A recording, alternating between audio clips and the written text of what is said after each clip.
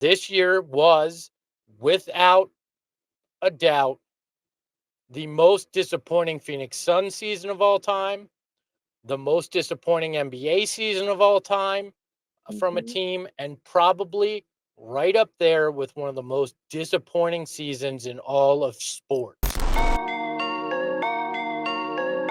Hank McCoy.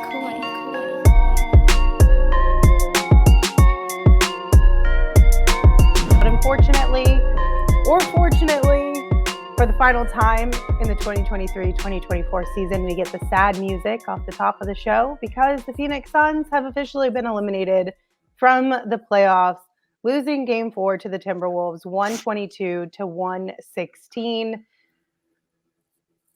I don't even okay, I will say to start, this was a good game. At least the Suns came out and they played with heart and energy. At least KD and Book did. It just was too little too late. Yeah, I mean, listen, I said it pregame. Devin and Kevin have been getting thrown under the bus. There wasn't enough talk about Brad Beal. There wasn't enough talk about the other guys.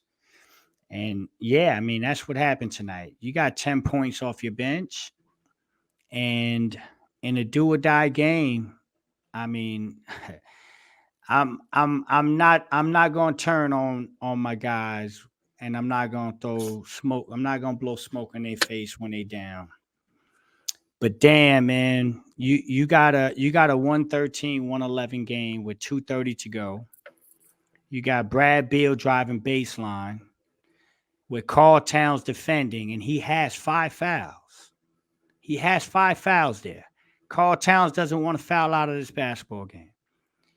For the life of me, I can't understand why Brad Beal decides to try to throw a pass when he's right under the basket. Look like Ben Simmons. And he turns the ball over at 113-111. Turnover Brad Beal. They come down and score. Very next possession, turnover Brad Beal. Very next possession, foul Brad Beal. I mean, that's your ball game. I mean, these guys fought their asses off, and yeah, I mean, I don't know how to explain what I saw in those last 2:30. Look, I'll give you tonight that Brad Beal was the reason that they had the issues that they had. I'm not going to put the That's entire. what we talk, but that's what we're Well, I talking know. about tonight, right? Okay, tonight, yeah, for the series, I'm not going to lay it at the feet of Brad. It said all three of them. Look, I'm not going to lie. I'm actually kind of relieved that this is done because Mhm. now the changes can start. We saw flaws all the way back to Christmas that we've talked about. We were given glimmers of hope. We hoped that was signs of change and signs of things getting better, and it didn't prove to be. And tonight, Devin and Kevin showed heart. Devin Booker threw the elimination game book stuff right out the window. They played well. They played otherworldly, the two of them, but it was too little too late. And I'd love to say, oh, well, the bench hasn't been anything for most of this year. And we kind of knew that halfway through this year when all those minimum guys didn't pan out in any way, shape, or form. And honestly, maybe, I mean, we didn't want to believe it at the time. We thought they got great value, but maybe the attempt to build that way just isn't sustainable from a second unit because you're getting a lot of guys that you're hoping are value guys, and their value was guys making the minimum in the NBA this year, including Eric Gordon in that. I think this was a long trip for us to get to where we could admit that a lot of people that had critiques about this roster back in June were 100% right. And a lot of us, June and July, and a lot of us didn't want to necessarily see it because we thought the big three would have enough talent. They weren't enough talent. They didn't get it done. They didn't have the right coach. We're on Vogel Watch 2024 right now. I mean, let's be honest. That's a matter of time. This was an end to something that needed to end. And I'm glad that we have gotten to that point. Yeah, I mean, it's unfortunate to say that out loud that you're kind of relieved that the season is over, but at the end of the day, we've talked about it throughout the entire 23-24 season. That there were moments where we had a good time, but as a whole, it wasn't a lot of fun. Like it didn't really spark joy in the way that we kind of have relied on Suns basketball to in the past. Like it became kind of a chore. And this series specifically was like the cherry on top because it was all a culmination of all the things we had been talking about all season, kind of coming back to bite us in the butt.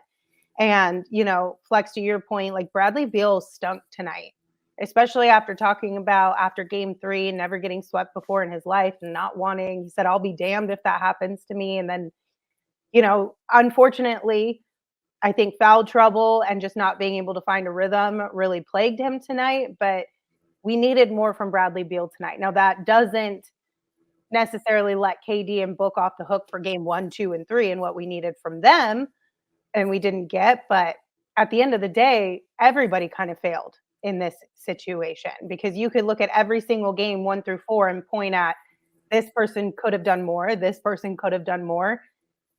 It just is what it is. Yeah. I mean, basically, you got to lay it at the feet of the shrinking 3. I mean, they were not a big 3 this season, and in the playoffs in particular. And it's just we've said it all along. There's not one place that you can point, right? There's not one place that you can say this is why. Every single facet of this failed along the way. And tonight it was the bench, it was Beal. In the first game it was Booker and Beal. In the third game it was Booker and KD. Like there's not one thing that you can do that automatically changes this. You're moving on from Frank. I'm almost willing to guarantee that happens in the next 24 hours. It's not sourced, it's just a feeling, but it would make sense. James Jones is likely either getting reassigned or will be let go at some point, I'd imagine. You're going to have a new team, president of basketball operations / GM, I'm sure. And what can they do? You got the 22nd pick, and you're going to have, free agency, and you can trade one player at a time because you can't aggregate salary. So you're going to have to get creative. This year was, without a doubt, the most disappointing Phoenix Suns season of all time, the most disappointing NBA season of all time from a team, and probably right up there with one of the most disappointing seasons in all of sports.